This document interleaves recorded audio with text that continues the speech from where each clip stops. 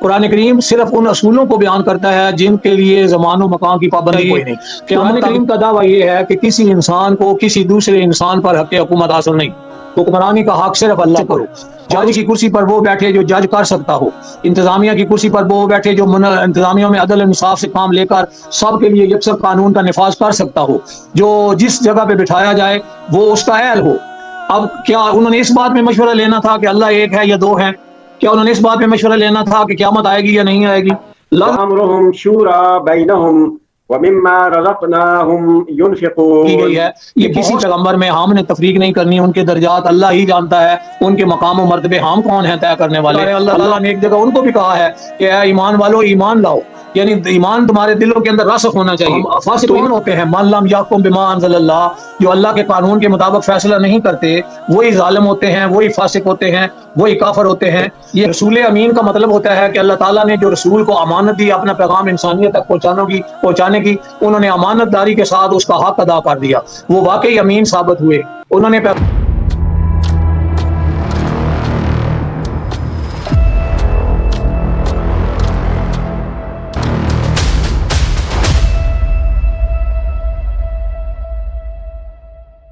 بسم اللہ الرحمن الرحیم.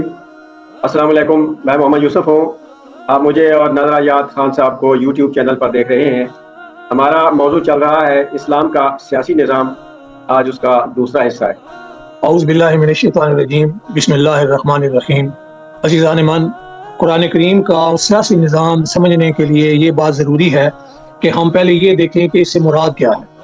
اصل میں قرآن کریم ایک مکمل مربوط ضابطۂ حیات کا نام ہے. یہ اس کے ضمنی گوشے ہیں سارے، کہ معاشرتی طور پہ کیا ہونا چاہیے، معاشی طور پہ کیا ہونا چاہیے، اخلاقی طور پہ کیا ہونا چاہیے، اور جس کو مروجہ سیاست کہتے ہیں اس کے خد و خال کیا ہونے چاہیے.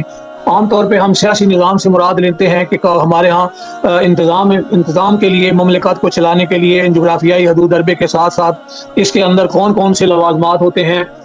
پارلیمانی سسٹم ہونا چاہیے، صدارتی ہونا چاہیے، اختیارات کس کے پاس ہوں. یہ صدیوں سے انسان اس ویسے کرتا چلا آ رہا ہے اور اپنی مرضی کے اس نے نظام اپنائے رکھے ہیں. قرآن کریم یا آسمانی مذاہب جو اس سے پہلے گزرے ہیں وہ بے شک پکارتے رہے، وہ انسانوں کو سمجھاتے رہے، بتاتے رہے کہ ان کی فلاح و بہبود آسمانی صحیفوں کی دی ہوئی تعلیمات میں ہے، اور ان کے اصول اپنانے سے ہی انسان کو سکھ چین یا معاشرتی امن و سکون مل سکتا ہے، ترقی اور ارتقاء سارا اسی کے ذریعے سے ہو سکتا ہے. لیکن بہت کم دور ایسے رہے ہیں جہاں اسلامی تعلیمات یا الہامی تعلیمات، خداوند کریم کے دیے ہوئے ضابطۂ حیات کی پیروی یا پابندی کی جاتی رہی ہو. بہرحال ہم نے یہ دیکھنا ہے قرآن کریم کے دیے ہوئے نظام کی بنیادی بات سمجھ لینی یہ ضروری ہے کہ قرآن کریم نے چونکہ قیامت تک رہبری اور رہنمائی کرنی ہے، اس لیے ہر زمانے میں نئی نئی ایجادات ہوں گی، نئے نئے حقائق منکشف ہوں گے. سائنس اپنی ترقیوں کی بدولت نہ جانے انسان کو کہاں سے کہاں لے جائے گی، اور انسان سطوت و ثروت کی تجلیوں میں کھو کر کیا سے کیا کرے گا. یہ سارے کے سارے معاملات چونکہ روز بروز بدلنے تھے، اس لیے اپنے زمانے کے مطابق ہی قوانین دیے جا سکتے تھے. قرآن کریم صرف ان اصولوں کو بیان کرتا ہے جن کے لیے زمان و مکان کی پابندی کوئی نہیں. قیامت تک جو کفایت کرنے والے، قیامت تک جو ہماری ضروریات کے لیے ضروری ہے. جب قرآن کریم کہتا ہے کہ یہ کافی ہے ہماری ضروریات کے لیے، کیا یہ کافی نہیں ہے کہ ہم اس کو چھوڑ کر، اللہ نے ہمارے اوپر یہ کتاب نازل کی اور اب ہم اس کو چھوڑ کر کسی اور کو حکم بنا لیں؟ یعنی قرآن کریم کافی ہے ہمارے لیے، اور ہر شے کا اس کے اندر بیان ہے. اس کا مطلب یہ ہے کہ اس کے اندر وہ تمام اصول، ضابطے، قاعدے کلیے دے دیے گئے ہیں جو بنیادی اقدار حیات ہیں اور جن کی ضرورت ہے قیامت تک انسانیت کے مقام اور مقام انتہا تک یہ ضرورت ہے، وہ سارے اس کے اندر موجود ہیں، وہ دے دیے گئے ہیں.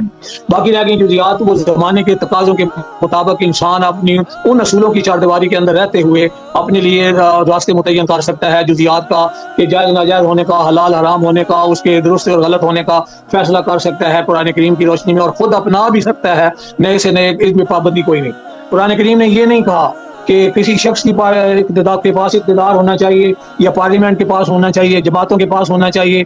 قرآن کریم کا دعویٰ یہ ہے کہ کسی انسان کو کسی دوسرے انسان پر حق حکومت حاصل نہیں. حکمرانی کا حق صرف اللہ کو ہے، اور اس کی حکمرانی کا ذریعہ اس کے قوانین، اصول، ضابطے، آئین، دستور وہ قرآن کریم ہے جو ناقابل ترمیم، تنسیخ اور ہر لحاظ سے اٹل اور مکمل ہے. یہ باتیں کرنے کے بعد پھر کون سا نظام اپنایا جائے؟ ہر وہ نظام جو یہ باتیں بنیاد رکھے اور ان کے مقصد ان کا انسانیت کی فلاح اور انسانیت کی کامیابی اور انسانوں کے دکھوں کا علاج اور اس کے مسائل کا حل ہو، تو وہ نظام اسلامی ہی کہلائے گا. چاہے وہ پارلیمنٹ ہو، چاہے وہ شخصی ہو، چاہے وہ ذاتی ہو، چاہے اس کو خلیفۃ المسلمین چلائے، امیر المومنین چلائیں. یا کوئی پارٹی چلائے، یہ اپنے اپنے زمانے کے تقاضوں کے مطابق اپنایا جا سکتا ہے۔ ہم نے اس سے پہلے سیاسی نظام میں جو ابتدائی باتیں کی اس میں یہ بات سمجھا دی گئی یا سمجھ لی گئی کہ اللہ کی حکمرانی ہے، اصل حکمرانی اللہ ہی کی ہے، اور حکمران یعنی اسی کے قوانین واجب الاطاعت ہیں، اور ان قوانین کو قرآن کریم کے اندر بیان کر دیا گیا ہے۔ خود نبی اکرم صلی اللہ علیہ وسلم نے اسی قرآن کریم کے مطابق زندگی گزاری اور اسی کے مطابق آگے تلقین فرمائی۔ آپ کی تمام احادیث، آپ سے منسوب ساری روایات وہ اسی قرآن کریم کی تشریح اور اس کا عملی نظام ہے، اس کے احکام کی وضاحت ہے، اس کے احکام کی تشریح ہے، اس کے احکام کو اپنے زمانے میں قائم کرنے کا طریقہ کار اور آنے والوں کے لیے روشنی ہے، اس کے اندر اسوہ حسنہ یہی زندگی قرار پائی ہے۔ یہ ساری باتیں کرنے کے بعد اب قرآن کریم کی حکمرانی کس طرح سے چلے گی، اس سلسلے میں آج ہم اگلی آیات پڑھتے ہیں کہ جزیات کا تعین کیا جائے گا اور اسلام کا سیاسی نظام نافذ کرنے کا مقصد کیا ہوگا۔ حضرت عمر رضی اللہ تعالیٰ عنہ کے زمانے میں ایک بات ذہن میں یہ سمجھ لیں کہ ویرانے میں ایک بڑھیا ملی جس کو اپنے مسائل کے حل کے لیے آپ کے پاس ہونا چاہیے تھا یا آنا چاہیے تھا۔ جب اس کے حالات کے مطابق حضرت عمر رضی اللہ تعالیٰ نے اس سے کہا کہ اماں کیا آپ نے اپنے حالات اس خلیفۃ المسلمین تک پہنچائے کہ آپ کے اوپر کیا گزر رہی ہے، تو اس عورت نے کہا تھا کہ یہ ہماری ذمہ داری نہیں ہے، اس کا خود کام ہے، اس کی ڈیوٹی ہے، اس کا فرض ہے کہ وہ ہمارے حالات سے باخبر ہو۔ تو آپ نے فرمایا اماں وہ کو عالم الغیب تو نہیں ہے کہ اس کو آپ کے حالات کا ایسے علم ہو جائے گا؟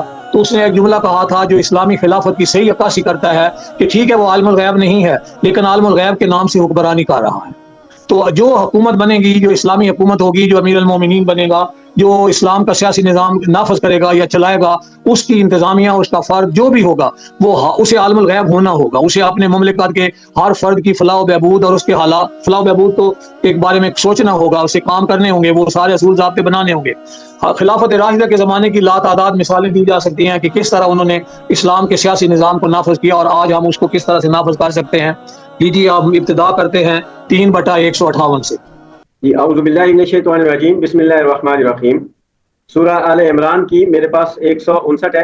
فَبِمَا رَحْمَةٍ مِّنَ اللَّهِ لِنْتَ لَهُمْ وَلَوْ كُنْتَ فَظًّا غَلِيظَ الْقَلْبِ لَانفَضُّوا مِنْ حَوْلِكَ فَاعْفُ عَنْهُمْ وَاسْتَغْفِرْ لَهُمْ وَشَاوِرْهُمْ فِي الْأَمْرِ فَإِذَا عَزَمْتَ فَتَوَكَّلْ عَلَى اللَّهِ إِنَّ اللَّهَ يُحِبُّ الْمُتَوَكِّلِينَ۔ جی 159 آیت واقعی اس آیت کریمہ کا مفہوم دیکھ لیں۔ نبی اکرم صلی اللہ علیہ وسلم کے حوالے سے کہا جا رہا ہے، اصل میں یہ مخاطب کون ہے؟ قیامت تک آنے والے آپ کے جانشین، اور ان کے حوالے سے یہ بات ہے۔ اللہ تعالیٰ کی رحمت کے باعث آپ ان پر نرم دل ہیں، میرے پیغمبر آپ غلیظ القلب ہیں، آپ ان کے لیے بہت لین القلب ہیں، اور اگر آپ سخت دل ہوتے، سخت زبان ہوتے تو یہ سب جو آپ کے پاس پروانے نظر آ رہے ہیں، آپ کے ارد گرد جو جان نثار کرنے والے نظر آ رہے ہیں، تو یہ آپ کے پاس اس طرح سے جمع نہ ہوتے۔ سو آپ ان سے درگزر کریں۔ یہ درگزر کا لفظ ہے، اس کا مطلب ہے چھوٹی موٹی خطائیں ان کی معاف کریں اور انہیں سمجھائیں اور ان کے لیے استغفار کریں۔ اگر کوئی وہ کمی بیشی ان سے ہو گئی ہے تو اس کے دور کرنے کا طریقہ بھی آپ ان کے لیے سمجھائیں اور ان سے ہر کام سے میں مشورہ لیا کریں۔ اب کیا انہوں نے اس بات میں مشورہ لینا تھا کہ اللہ ایک ہے یا دو ہے؟ کیا انہوں نے اس بات میں مشورہ لینا تھا کہ قیامت آئے گی یا نہیں آئے گی؟ لازمن بات ہے کہ معاشرتی زندگی کی باتیں ہو رہی ہیں، عملی زندگی میں جو بھی کام کریں ان سے مشورہ لیا کریں۔ اور پھر غزوہ بدر دیکھ لیں، غزوہ احد دیکھ لیں، تو ان کی جگہ کا تعین کرنے کے لیے صحابہ کرام سے مشورہ لیا جا رہا ہے۔ غزوہ خندق حضرت سلیمان فارسی رضی اللہ عنہ کے مشورے پر خندق کھودی گئی تھی۔ اس کے علاوہ دیکھیں کچھ مشروعات، کچھ ایسی مطلب مسائل ہیں، مثلا نماز کے لیے اذان کا ہونا، تو اس کے لیے بھی مشورہ کیا گیا ایک لحاظ سے۔ اور ایک بندے کی مشورہ دینے پر کہ اذان کا طریقہ اسے خواب میں دکھایا گیا ہے، وہ اسلام میں مقرر ہوا۔ پھر جب آپ کا مشورہ کرنے کے بعد ایک بات کا ارادہ کر لیں تو پھر اللہ کے اوپر بھروسہ کریں، اللہ کے اوپر توکل کریں اور اس کے مطابق چلیں، حالات کے مطابق۔ بے شک اللہ توکل کرنے والوں سے، متوکلین سے محبت کرتا ہے۔ دیکھیں کیا ہے، نرم دل، رحم دل، انسانیت کی ہمدردی، انسانوں کے لیے لین القلب ہونا، سربراہ کے لیے اپنی پوری مملکت کے لیے سرپرست ہونا اور ان کے لیے سوچنا، ان کے لیے رحمت ہونا، ان کے لیے ہر وقت ان کی فکر کرنا اور پھر ان سے ہر معاملے میں مشورہ لینا۔ یعنی اس کا مطلب ہے کاروبار حکومت میں، کاروبار سلطنت میں، معاشرے کو چلانے میں آپ کو ساری امت کا مشورہ درکار ہوگا۔ میرے پیغمبر آپ ان سے مشورہ کر لیا کریں۔ آگے دیکھیں، اسی کے صحیح یہی آیت ہے، اسی مضمون کے متعلق 42/38 میں۔ بسم اللہ الرحمن الرحیم۔ سورہ شورا کی 38 نمبر آیت ہے، والذین استجابوا لربهم واقاموا الصلاة وامرهم شورى بینہم ومما رزقناہم ينفقون۔ یہ بہت ساری خصوصیات مومنوں کی اور مسلمانوں کی بتائی جا رہی ہیں کہ یہ مومن ہوتے ہیں، یہ گناہ کبیرہ گناہوں سے اور بے حیائیوں سے بچتے ہیں، اور غصے کے وقت بھی ایک دوسرے کو معاف کر دیتے ہیں اور غصہ نہیں کرتے، اپنے رب کے فرمان کو، یہاں سے جو آیت شروع ہو رہی ہے، اپنے رب کے فرمان کو قبول کرتے ہیں، اقامت صلاۃ کرتے ہیں، اور ہر کام آپس کے مشورے سے ان کا ہوتا ہے۔ نظام صلاح سے مراد یہاں اجتماعی نظام حیات بھی ہو سکتا ہے، اور اس کی ایک عملی شکل جو ہے وہ نماز بھی مراد یہاں ہو سکتی ہے۔ یہ دونوں کام یہاں ہیں اور اس کی پابندی کرتے ہیں۔ اللہ کے یہاں زیادہ اللہ کے قانون اس لیے مراد دیا جا سکتا ہے کہ آگے معاشرتی کاموں کی بات ہو رہی ہے، ان کا ہر کام آپس میں صلاح مشورے سے ہوتا ہے، اور جو ہم نے انہیں دے رکھا ہے اس میں سے ہمارے نام پہ دیتے ہیں۔ جو رزق ہم نے ان کو ادا کر رکھا ہے، رزق کی جو تقسیم ہے وہ ہمارے اصولوں کے مطابق، ہماری مرضی کے مطابق کرتے ہیں، اپنی ملکیت کے اندر نہیں رکھتے، اپنی ذاتی اپنے ذاتی طور پر ان پہ کنٹرول نہیں رکھتے۔ اور پھر آگے بھی دیکھیں نا، آیات ہیں کہ جب ان پر ظلم و زیادتی ہو تو صرف بدلہ لے لیتے ہیں۔ آگے معاشرتی زندگی کی بہت ساری خصوصیات بیان کی جا رہی ہیں، لیکن موٹی بات کیا سمجھ آتی ہے کہ اس تمام حکومت کے کاروبار حیات میں، معاملات میں، انتظامی باتوں میں یہ ساری امت شریک ہوتی ہے، اور ان کے کام سارے باہم مشورے سے ہوتے ہیں۔ اب کیا مشورے انہوں نے بنیادی اصولوں میں کرنے ہیں؟ یہ بات آپ بار بار کیوں سمجھنے لینے کی کیوں ضرورت ہے؟ اس لیے کہ ہمیں سمجھ آئے کہ کچھ ہوتی ہیں پائیدار باتیں جو قیامت تک کے لیے کافی ہوتی ہیں، کچھ ہیں جو وقت کے تقاضوں کے ساتھ بدلتی ہیں، وہ آپس میں باہمی مشاورت سے حل کرنی ہے، ایک دوسرے کے اوپر مسلط نہیں کرنی۔ کیا یہ نظام صرف پیغمبر علیہ الصلوۃ والسلام کی زندگی تک چلنا تھا؟ کیا آپ نے یہ جو دین اسلام پیش کیا اس کا ظہور صرف اسی زمانے میں ہونا تھا؟ اس کے بارے میں ہم دیکھتے ہیں مزید 3/144۔ بسم اللہ الرحمن الرحیم۔ سورہ آل عمران کی 144 آیت ہے، وما محمد الا رسول قد خلت من قبله الرسل افإن مات أو قتل انقلبتم على أعقابكم ومن ينقلب على عقبيه فلن يضر الله شيئا وسيجزي الله الشاكرين۔ قرآن کریم کی اس آیت کریمہ میں دیکھیں تو یہاں یہ بات ایک اصول کی بتائی جا رہی ہے کہ نبی اکرم صلی اللہ علیہ وسلم کا مقام اور مرتبہ کیا ہے؟ وہ اللہ کے رسول ہی ہیں، یعنی ان کا بنیادی فریضہ یہ ہے کہ وہ آپ تک، انسانوں تک اللہ کا پیغام پہنچائیں۔ دیکھیں، رسالت پر ایمان ہمارا بنیادی عقیدہ ہے، اللہ تعالیٰ کے تمام انبیاء پر اور رسولوں پر ایمان ہمارے دین اسلام کی بنیادوں میں شامل ہے۔ ہم سب رسولوں کا احترام کرتے ہیں، بلکہ ہمیں تو تلقین کی گئی ہے کہ کسی پیغمبر میں ہم نے تفریق نہیں کرنی، ان کے درجات اللہ ہی جانتا ہے، ان کے مقام و مرتبے ہم کون ہیں طے کرنے والے؟ اللہ کے ہاں پتہ ہے اللہ کو کہ کس کا کتنا مقام ہے اور کتنی اہمیت ہے۔ اس سلسلہ نبوت کی اور سلسلہ رسالت کی آخری کڑی پیغمبر علیہ الصلوۃ والسلام ہیں۔ کیا انہوں نے اسلام کو انسانوں تک پہنچا دیا؟ یہ تاریخ بھی شاید ہے اور عملی زندگی بھی ہمارے گواہ ہے۔ ان سے پہلے بھی رسول ہو چکے، اگر ان کا انتقال ہو جائے یا شہید ہو جائیں، دیکھیں یہ امکانات ہیں دونوں، یہ ہو سکتا ہے، اور آپ نے اس دنیا سے پردہ فرمانا ہے، تو کیا تم ان کے بعد اسلام سے اپنی ایڑیوں کے بال پھیر جاؤ گے؟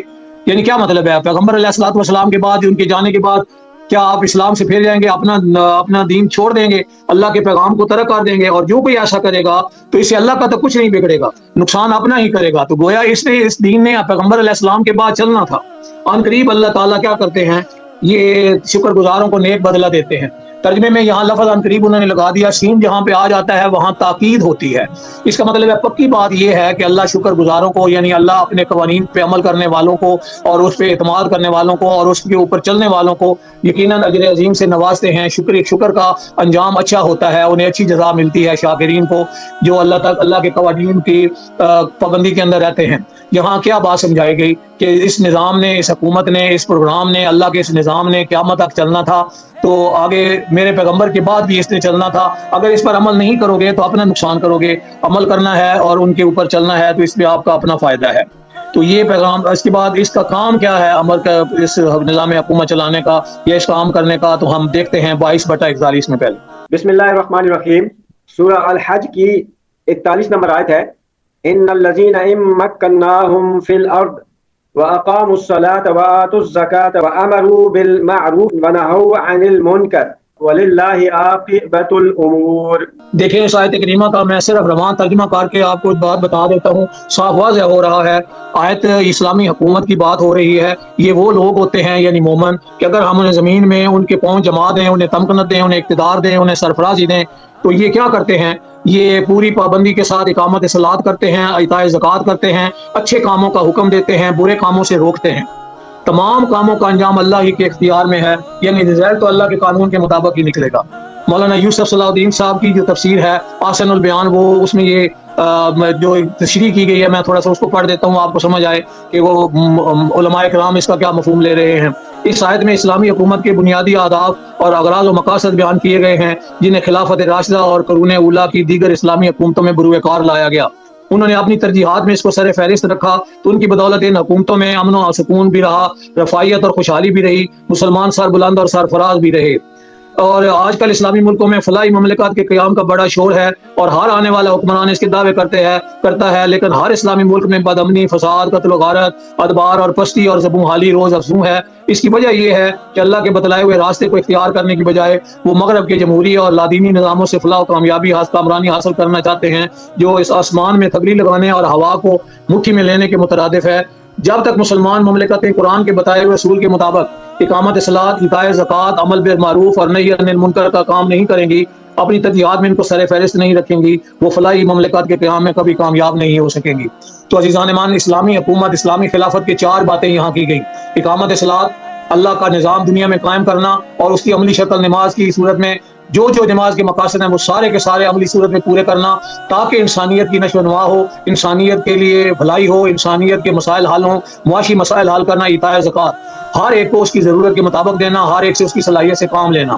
اس کے بعد ہر اچھے کام کا حکم، معروف کا حکم، منکرات۔ اب معروف اور منکرات میں پوری زندگی کا نقشہ آ جاتا ہے، گویا زندگی کا ہر حسین نقشہ، کائنات کا ہر تعمیری گوشہ اس کے اندر سمٹ کر آ گیا ہے۔ پوری نظام حکومت کے اندر یہ کار فرما ہو گئی، یہ سوچ، اور پھر کہا کیا جا رہا ہے کہ انجام کار نتیجہ تو وہی نکلے گا جو اللہ کے قانون میں مرتب ہونا ہے۔ یہ ہے تمکنت دین۔ اللہ کے دین کو قائم کرو گے تو یہ 4 بنیادی باتیں ہونی چاہیے، اور یہ نظام چلنا چاہیے۔ اب اس کے بعد کس کا یہ فریضہ ہے؟ اس فریضے میں کن کو شامل کرنا ہے؟ 3/110 امر بالمعروف اور نہی عن المنکر کو۔ بسم اللہ الرحمن الرحیم۔ سورہ آل عمران کی 110 آیت ہے: کنتم خیر امت اخرجت للناس تأمرون بالمعروف وتنہون عن المنکر وتؤمنون باللہ ولو آمن اہل الکتاب لکان خیرا لہم منہم المؤمنون واکثرہم الفاسقون۔ دیکھیں کیا کہا گیا ہے کہ تم بہترین امت ہو، سارے کے سارے، اور اس کے کس لیے ہو؟ اخرجت للناس، جو لوگوں کے لیے پیدا کی گئی ہے، کہ تم سارے کے سارے کیا کام کرتے ہو؟ وہی باتیں جو اس میں اسلامی نظام حکومت میں یا اسلامی خلافت میں ہونی چاہیے، کہ تم معروفات کا حکم دیتے ہو اور بری باتوں سے روکتے ہو۔ اللہ پر تمہارا ایمان ہوتا ہے۔ اگر اہل کتاب بھی ایمان لاتے، یہاں اہل کتاب سے مراد بظاہر تو یہی ہے کہ پچھلی لوگوں کو کہا جا رہا ہے، مگر یہ کیا جو قرآن کے اپنے مخاطب ہیں وہ نہیں مراد ہو سکتے، وہ بھی اس میں مراد ہیں، سارے کے سارے اہل کتاب۔ وہ جو زبانی دعوے داری کر رہے ہیں، اللہ تعالیٰ نے ایک جگہ ان کو بھی کہا ہے کہ اے ایمان والو ایمان لاؤ، یعنی ایمان تمہارے دلوں کے اندر راسخ ہونا چاہیے۔ تو ان کے لیے بہتر تھا، ان میں ایمان والے بھی ہیں اور لیکن اکثر فاسق ہیں۔ اب ہم فاسق کون ہوتے ہیں؟ من لم یحکم بما انزل اللہ، جو اللہ کے قانون کے مطابق فیصلہ نہیں کرتے، وہی ظالم ہوتے ہیں، وہی فاسق ہوتے ہیں، وہی کافر ہوتے ہیں۔ یہ ہم نے اس سے پہلے آیات کو 5/144، 45 اور 47 میں پڑھ چکے ہیں کہ جو اللہ کے قانون کے مطابق فیصلہ نہیں کرتے وہی ظالم، فاسق اور کافر ہوتے ہیں۔ اب مزید ان ساری آیت میں ایک اور آیت آتی ہے یہاں پہ کہ تم ایک ایسا گروہ ہونا چاہیے جو لوگوں کو نیکی کی طرف بلائے، تو وہاں من سے مراد تم میں سے کہا گیا، لیکن من دو باتوں کے لیے آتا ہے، تبعین کے لیے بھی ہوتا ہے، تبعیض کے لیے بھی ہوتا ہے، یعنی اس میں ایک گروہ بھی مراد ہے اور ساری کی ساری امت بھی مراد ہے۔ چونکہ قرآن میں کنٹراڈکشن نہیں ہو سکتی، تضاد نہیں ہو سکتا، یہ چونکہ ساری امت کا کام ہے، تو اس کا مطلب اس آیت کا تبیین لینا ہوگا کہ تمام کی تمام امت ایسی ہے جو یہ سارے کام کرتی ہے۔ اب امت میں کس نے یہ کام کرنا ہے؟ قرآن کریم کی ایک آیت ہے 4/58 میں کہ آپ نے اپنی امانتیں اہل لوگوں کے سپرد کرنی ہے۔ 4/58 یہ بھی پڑھ لیتے ہیں۔ بسم اللہ الرحمن الرحیم۔ سورہ النساء کی 58 آیت ہے: ان اللہ یأمرکم ان تؤدوا الامانات الی اہلہا واذا حکمتم بین الناس ان تحکموا بالعدل ان اللہ نعم ما یعظکم بہ ان اللہ کان سمیعا بصیرا۔ جی، اللہ تعالیٰ تمہیں تاکیدی حکم دیتا ہے کہ امانت کرنے والوں کی امانتیں انہیں پہنچاؤ، یعنی جو جس بات کا امین ہے وہ اس تک پہنچائے۔ رسول امین کا مطلب ہوتا ہے کہ اللہ تعالیٰ نے جو رسول کو امانت دی اپنا پیغام انسانیت تک پہنچانے کی، انہوں نے امانت داری کے ساتھ اس کا حق ادا کر دیا، وہ واقعی امین ثابت ہوئے۔ انہوں نے پیغام میں کوئی ڈنڈی نہیں ماری معاذ اللہ، اس کے پیغام کو پہنچانے میں کوئی کوتاہی سستی نہیں کی، کما حق کو جس طرح پہنچانے کا حق تھا پہنچایا۔ آگے دیکھیں نا لکھا ہوا ہے کہ جب لوگوں کا فیصلہ کرو تو عدل و انصاف سے کرو، جج کی کرسی پر وہ بیٹھے جو جج کر سکتا ہو، انتظامیہ کی کرسی پر وہ بیٹھے جو انتظامیہ میں عدل و انصاف سے کام لے کر سب کے لیے یکساں قانون کا نفاذ کر سکتا ہو، جو جس جگہ پہ بٹھایا جائے وہ اس کا اہل ہو، جو مال و دولت کی وزیر خزانہ بنایا جائے، خزانے کا محکمہ جس کو دیا جائے وہ اس کی امانت کو سمجھ رہا ہو کہ اللہ کی امانت کو اللہ کی امانت کے مطابق خرچ کرنا چاہیے، یقیناً وہ بہتر چیز ہے جس کی نصیحت تمہیں اللہ کرتا ہے۔ بے شک اللہ سنتا بھی ہے، دیکھتا بھی ہے۔ اس بات کو اگر مد نظر رکھو گے کہ جو دیکھنے والا ہے وہ تو تمہیں دیکھ رہا ہے، وہ سن رہا ہے، وہ اس کے علم میں بھی ہے، تو اس لیے اللہ تعالیٰ کو اپنے مد نظر رکھتے ہوئے راہ اللہ کام کیا کرو، اللہ کو مد نظر رکھ کر کام کیا کرو۔ اب ان ساری آیات کا خلاصہ یہ کر لیں کہ اسلام کا جو سیاسی نظام ہے اس کے سارے بنیادی اصول اس کے اندر آ جاتے ہیں۔ ایک دفعہ پھر دہرا لیتے ہیں بات کو کہ حکمرانی کا حق صرف اللہ کو، حکمراں ہے ایک وہی، باقی بتانے آزری، اور اللہ اپنی حکمرانی میں کسی کو شریک نہیں کرتا۔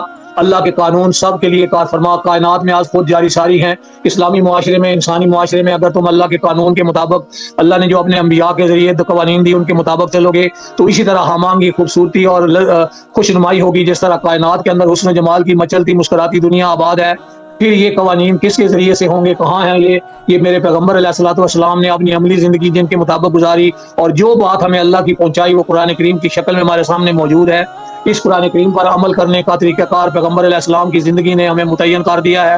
ہم پیغمبر علیہ السلام کے طریقہ کار اور سنت کی اور ان کے اسوہ حسنہ کی پیروی کرتے ہوئے اس قرآن کو علی وجہ البصیرۃ سمجھیں، اس کو زمانے کے اوپر اپلائی کریں، اپنی ذات پہ بھی نافذ کریں، اور اس کے مطابق ہر کام میں جزیات کا فیصلہ کرتے وقت، اپنے زمانے کی ضروریات کے مطابق فیصلہ کرتے وقت ہم دیکھیں کہ زمانے کے تقاضے کیا ہیں، آپس میں باہمی مشاورت سے چلیں، کسی انسان کو اس سے معروم نہیں ہونا چاہیے، اس کی فیضیابی ہر ایک تک پہنچنی چاہیے، اور اسلامی حکومت قائم کرنے والوں کا فریضہ ہے کہ ہر ایک کے بنیادی ضروریات پوری کرے، امن، سکون، بھائی چارہ، یہ ساری اس کے اندر صفات پیدا ہوں، اور اسلامی معاشرہ پتہ چلے کہ اسلامی معاشرہ ہے۔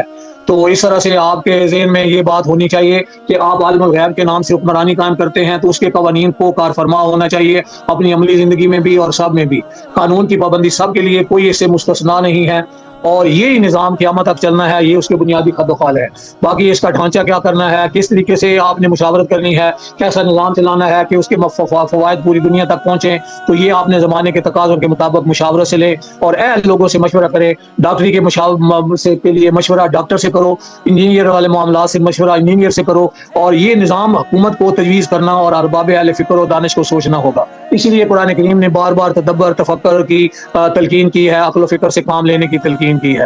اللہ تعالیٰ ہمیں اور آپ کو اس بات کی سمجھ دے کہ ہم اسلام کے ابدی اصولوں کے مطابق نظام زندگی کو استوار کریں تاکہ ہمارے مسائل حل ہوں۔ یاد رکھیں ہمارے تمام دکھوں کا مداوا اس کتاب عظیم و جلیل میں ہے، اور اسی کو ہمارا امام اور رہبر اور رہنما ہونا چاہیے۔ یہی پیغمبر علیہ الصلوۃ والسلام کی سنت اور سیرت ہے۔ اللہ آپ کو حفظ و امان میں رکھے۔ اگلی ملاقات تک وسلام۔ دیکھیے جناب، اگلے پروگرام تک اجازت چاہتے ہیں۔ السلام علیکم ورحمۃ اللہ۔